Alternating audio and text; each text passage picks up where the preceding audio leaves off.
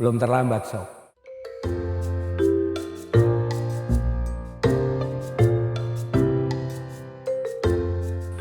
Assalamualaikum warahmatullahi wabarakatuh. Teman-teman yang dirahmati Allah, alhamdulillah kita ketemu lagi di sini dalam rangka membahas apa sih sebetulnya makna berubah menjadi lebih baik. Apa sih makna hijrah yang sebenar-benarnya? Terus bagaimana sih karakter-karakter orang waktu mereka tuh mau berubah? Ada yang karena kesuksesan, ada yang karena kepaksa, ada yang karena ikut-ikutan. Nah, kita ini sebetulnya yang pasnya, yang terbaiknya kalau kita mau hijrah. Kalau kita kemudian mau menjadi versi terbaik dari diri kita, berubah, berjalan ke jalan yang jauh lebih baik, itu harus ikut yang mana? Harus ngambil jalan yang mana? Nah, ini dia, ya. Yang namanya berubah, tentunya perubahan itu nggak akan langgeng kalau karena kepaksa. Atau perubahan itu nggak akan juga bisa optimal, maksimal kalau gara-gara ikut-ikutan. Bahkan ya, perubahan juga ya, tidak akan mencapai tujuan yang sebenarnya kalau seandainya kita berubah gara-gara menginginkan kenikmatan dunia aja. Kita berubah gara-gara kita mau mendapatkan sukses di dunia saja. Episode sebelumnya kita udah bahas tuh, apa sukses menurut Allah tuh seperti apa. Nah, tinggal sekarang pilihannya, kita mau mengambil makna yang itu atau mengambil makna hijrah yang lain lagi. Ada nih, hijrah yang mana kalau kita ambil jalan yang satu ini, insya Allah ini jalan yang langgeng. Insya Allah kalau kita ngambil jalan yang satu ini, maka hijrah kita pun penuh makna. Syarat akan yang namanya manfaat-manfaat yang begitu banyaknya. Tapi jalan yang satu ini bukan jalan yang mudah, bukan jalan yang gampang, teman-teman. Ini jalan yang terjal, jalan yang berliku, jalan yang penuh duri dan juga paku-paku dan bling-bling lah, kira-kira kita ibaratkan seperti itu. Jalan ini jalan hijrah yang sebenarnya. Kalau ada orang yang hijrah, kemudian dia ngerasa hijrahnya baik-baik aja, ngerasa gue hijrah gue kayaknya aman-aman aja, nggak ada tuh terjal berliku, enggak, nanjak aja enggak, lempeng aja gitu, lurus aja. Cek, jangan-jangan dia salah jalan, putar balik mendingan. Karena apa? Karena yang namanya jalan hijrah itu nggak ada yang nggak sulit. Jalan hijrah itu nggak ada yang kemudian nggak terjal. Lah, tidak. Kenapa?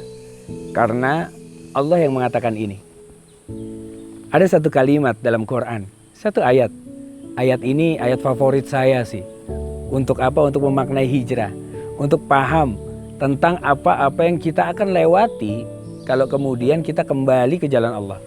Kalau kemudian kita kembali memilih jalan ketaatan. Ini kata Allah di dalam surat An-Nahl, surat ke-16 ayat 110. Allah berfirman, A'udzubillahi minasyaitonirrajim. Thumma inna rabbaka lilladzina hajaru min ba'di ma futinu thumma jahadu wa sabaru inna rabbaka min ba'diha laghafurur rahim. Kemudian kata Allah, kalau pakai thumma itu berarti nggak langsung, ada jarak gitu, ada rentang waktu. Kemudian Allah adalah pelindung bagi orang-orang yang hijrah. Ini kata Allah. Tuhanmu adalah pelindung bagi orang-orang yang hijrah. Allah statement, Allah bakal jadi pelindung bagi orang-orang yang hijrah. Mim ba'di ma futinu. Setelah mereka mendapatkan ujian terlebih dahulu. Jelas ini. Allah yang buat statement, gak mungkin Allah mengingkari statementnya sendiri. Jadi pada saat kita hijrah, pada saat kita mau menuju jalan Allah, pada saat kemudian kita ingin kembali kepada Allah dan menyatakan, Ya Rabb, hamba beriman kepada Engkau. Ya Allah, ampuni dosa-dosa hamba. Ya Allah, hamba ingin kembali, ya Allah. Maka kata Allah, Allah akan uji. Sebelum kemudian Allah melindungi kita, Allah akan uji. Pada saat diuji, lihat, tsumma jahadu. Kemudian mereka berjihad, bertahan sungguh-sungguh, nggak kemudian kendor dengan ujian itu. Orang hijrah, orang kembali ke jalan Allah, orang menyatakan dia beriman sama Allah, Allah pasti uji dulu. Ini rumus nih. Pada saat Allah uji, Allah berpesan lagi nih. Allah kasih tahu kita, ada kisi-kisinya. Tsumma jahadu, kata Allah. Berjihadlah di dalamnya. Sungguh-sungguh, tahan. Jangan kemudian digoyang sedikit, dia langsung berbalik lagi. Tidak, tahan. Dan kemudian Allah lanjutkan, wasobaru. Dan sabar. Sabar. Sabar dalam ujian itu. Jangan kemudian buru-buru. Dulu waktu maksiat sabar banget. Sabar nungguin dijemput sama teman. Sabar nungguin yang namanya apa? Yang namanya tempat pijatnya belum buka. Sabar dia. Subhanallah. Sabar milih foto tuh. Mau yang modelnya kayak gimana. Sabar. Kok giliran mau kembali kepada Allah maunya instan. Nggak bisa kata Allah. Kesabaran akan sama dengan waktu kita nunggu kemaksiatan kita itu. Sama itu. Allah akan benturkan di sana. Kalau dia sabar, dia tetap berjihad di dalamnya, dia nggak goyah.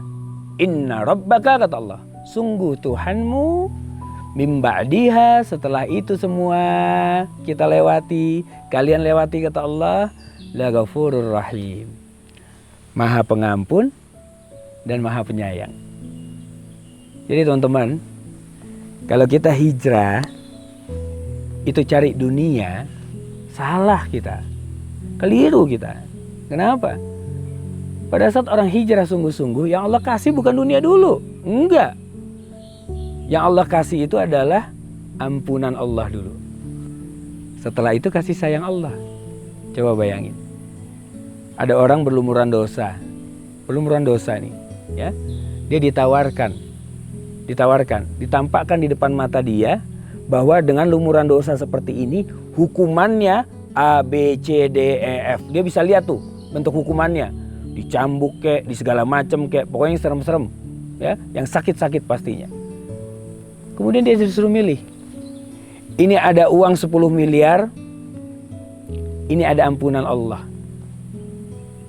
Kira-kira mau pilih yang mana? Azab di depan mata. Pasti dia pilih ampunan. Dan yang Allah berikan kepada kita karena Allah cinta sama kita, sayang sama kita. Bahkan lihat, Allah itu betul-betul cinta sama orang-orang yang bertobat, yang kembali lagi ke jalan Allah. Innallaha yuhibbut tawabin wa yuhibbul mutatahhirin. Sesungguhnya Allah cinta kepada orang-orang yang bertobat dan juga membersihkan dirinya mereka, membersihkan dari kesalahan-kesalahan mereka, membersihkan dari pergaulan-pergaulan yang tidak baik. Allah cinta sama orang-orang yang kayak gini. Kenapa? Karena Allah paham banget kalau keluar dari tempat itu tuh nggak mudah. Keluar dari kubangan itu bukan suatu perkara yang gampang, enggak. Banyak pengorbanan yang harus dilakukan, banyak perjuangan yang harus dilakukan. Makanya Allah itu cinta sama orang-orang yang pernah maksiat, pernah melakukan dosa, di ujung usianya, sebelum kemudian menutup ajalnya, ternyata dia bertobat kepada Allah. Masya Allah. Tapi tobat itu jangan dinanti-nantiin. Nantilah abis yang satu ini, closing party dulu. Pas closing party, close juga umurnya. Mau gimana kalau udah kayak gitu? Ya, daripada closingan, lebih baik tobat saat itu juga. Pilih Allah saat itu juga. Kenapa? Karena Allah tidak pernah mau menzolimi hamba-hambanya. Allah mengharamkan dirinya untuk menzolimi hamba-hambanya. Kita sendiri yang kadang-kadang ngezolimin diri kita, ngezolimin orang-orang sekitar kita. Kita yang pengen masuk neraka, bukan Allah yang mau memasukkan kita dalam neraka. Kita yang mau masuk dalam neraka.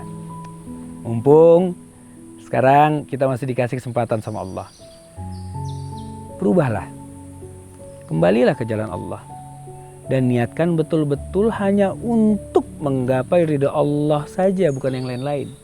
Bukan gara-gara mau sukses, bukan gara-gara kemudian cuman ikut-ikutan, bukan karena terpaksa, bukan karena yang lain-lain. Tapi karena satu, dia mau melihat wajah Allah nanti di surga. Allah sayang, Allah cinta sama hamba-hamba yang model kayak gini. Nah, mudah-mudahan kita semua termasuk hamba-hamba Allah yang Allah cintai, yang Allah berikan kesempatan untuk berubah segera menjadi hamba-hamba Allah yang istimewa, yang lebih baik, yang tentunya istiqamah sampai nanti Allah wafatkan kita dalam keadaan baik, dalam keadaan husnul khatimah, dan Allah kumpulkan kita di surganya Allah. Tapi teman-teman, hijrah nggak gampang. Berubah atau kembali ke jalan Allah nggak gampang. Pasti banyak tantangan-tantangan kita yang biasanya muncul. Apa sih tantangan-tantangan yang biasanya muncul pada saat kita kemudian mau hijrah? Insya Allah di episode berikutnya kita akan bahas soal tantangan-tantangan yang akan muncul pada saat hijrah. Assalamualaikum warahmatullahi wabarakatuh.